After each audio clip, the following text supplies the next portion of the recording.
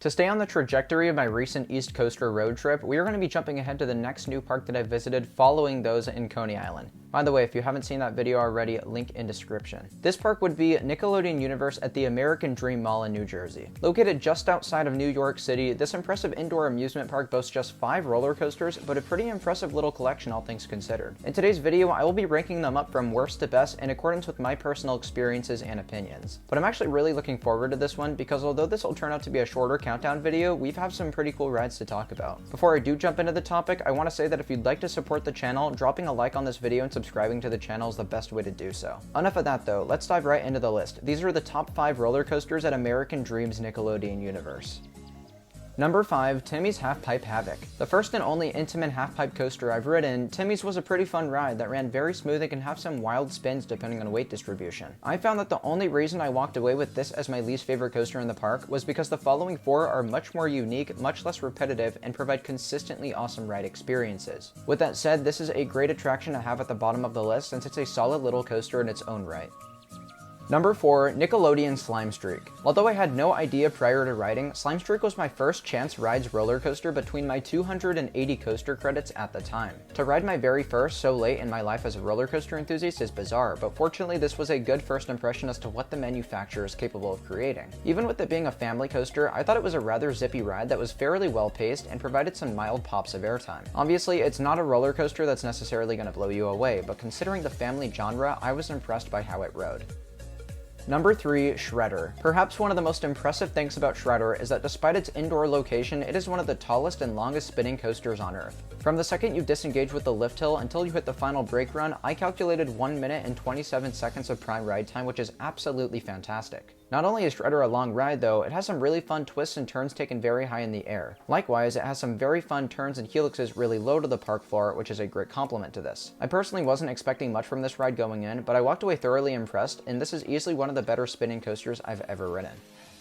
Number 2, TMNT Shellraiser. Known for breaking the steepness record of 121 degrees, Shellraiser's 121.5 degree drop is one of the least impressive elements when you're on ride. This isn't to say that the drop isn't impressive, but rather is a testament to the rest of the coaster experience. Starting with that uber intense launch, taking riders from 0 to 62 miles per hour in 2 seconds, then you rocket through tons of huge inversions, some providing hang time and some providing positives. I think what amazes me the most about this ride is just how much they were able to fit in. For those of you who are unfamiliar with Shellraiser's layout, it is an exact replica of Takabisha at Fuji-Q Highland, which is not a small coaster at all. So the fact that they were able to replicate such a ride indoors is a seriously impressive feat. Fortunately too, the coaster rides very intense and very fantastic, as long as you were able to disregard a couple rough patches here and there. I get that this is usually people's favorite ride in the park, but I actually enjoyed another coaster here just a smidge more, and that ride is narrowly stealing the spotlight from Shellraiser. Let's get right into the number 1 spot.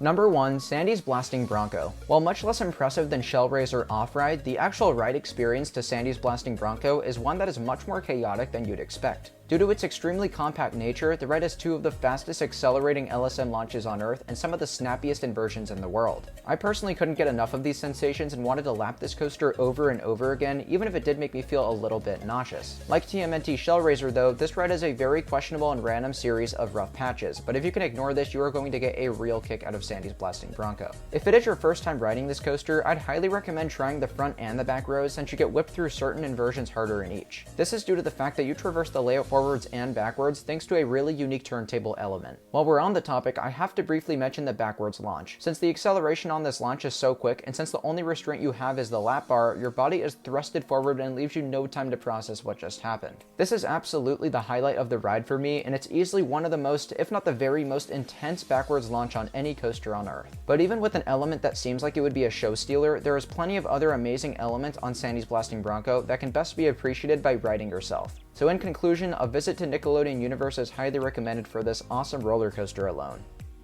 I hope you have all enjoyed today's video, even if it is a bit of a shorter one. Nickelodeon Universe is a park that has been on my radar ever since it opened in 2019, and I'm so glad I was able to check it out this trip because it and its 5 roller coasters were genuinely pretty impressive. Yes, it's a stupidly expensive amusement park and it generally is not worth the price, but if you've never been there before, I'd say it's worth it for a first visit. Anyways, if you agree with my list or have anything to say about the coasters in this video, feel free to drop your thoughts below in the comments section. Also, as I mentioned earlier, it would mean a lot if you could leave a like and subscribe to the channel as it's the best way to show your support. With that said, thank you so much for watching and we'll see you all very soon. Bye guys.